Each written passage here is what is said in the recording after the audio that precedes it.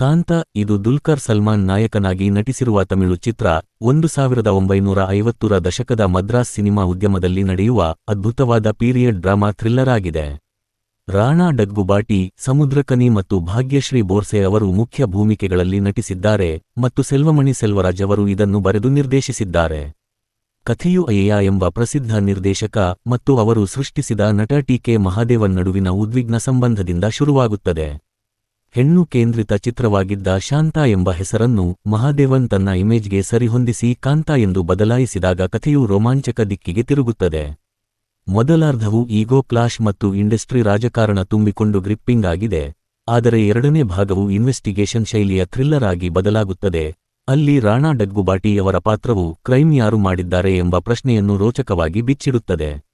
ದುಲ್ಕರ್ ಸಲ್ಮಾನ್ ಅವರು ಟಿ.ಕೆ. ಮಹಾದೇವನ್ ಪಾತ್ರದಲ್ಲಿ ಅದ್ಭುತವಾಗಿ ನಟಿಸಿದ್ದಾರೆ, ವಿವಿಧ ಭಾವನೆಗಳನ್ನು ಸುಲಭವಾಗಿ ನಿರ್ವಹಿಸಿದ್ದಾರೆ, ವಿಶೇಷವಾಗಿ ಕ್ಲೈಮ್ಯಾಕ್ಸ್ನಲ್ಲಿ ಅದ್ಭುತ ಕ್ಲಾಸ್ ಆಕ್ಟಿಂಗ್ ನೀಡಿದ್ದಾರೆ. ಸಮುದ್ರಕನಿ ಅಯ್ಯಯ್ಯ ಆಗಿ ಆಧಿಪತ್ಯ ತೋರಿಸುತ್ತಾ ಪ್ರತಿ ಸೀನ್ಗೂ ತೂಕ ನೀಡಿದ್ದಾರೆ. ಭಾಗ್ಯಶ್ರೀ ಬೋರ್ಸೆ ಅವರು ತಮಿಳು ಚೊಚ್ಚಲದಲ್ಲೇ ಅದ್ಭುತವಾಗಿ ನಟಿಸಿ ತಮ್ಮ ಪ್ರತಿಭೆಯನ್ನು ಜಗತ್ತಿಗೆ ತೋರಿಸಿದ್ದಾರೆ. ರಾಣಾ ಡಗ್ಗುಬಾಟಿ ಅವರು ನೀಟ್ ಪರ್ಫಾರ್ಮೆನ್ಸ್ನೊಂದಿಗೆ ಮಸಾಲಾ ಟಚ್ ಸೇರಿಸಿ ಥ್ರಿಲ್ಲನ್ನು ಹೆಚ್ಚಿಸಿದ್ದಾರೆ. ಡೈರೆಕ್ಟರ್ ಸೆಲ್ವಮಣಿ ಸೆಲ್ವರಾಜ್ ಅವರು ಮದ್ರಾಸ್ ಚಿತ್ರರಂಗವನ್ನು ಅಥೆಂಟಿಕ್ ಆಗಿ ಮರುಸೃಷ್ಟಿಸಿದ್ದಾರೆ. ಸ್ಪ್ಯಾನಿಷ್ ಸಿನಿಮಾಟೋಗ್ರಾಫರ್ ದಾನಿ ಸ್ಯಾಂಚೆಜ್ ಅವರ ಕ್ಯಾಮೆರಾ ಕೆಲಸ ಗಮನ ಸೆಳೆಯುತ್ತದೆ.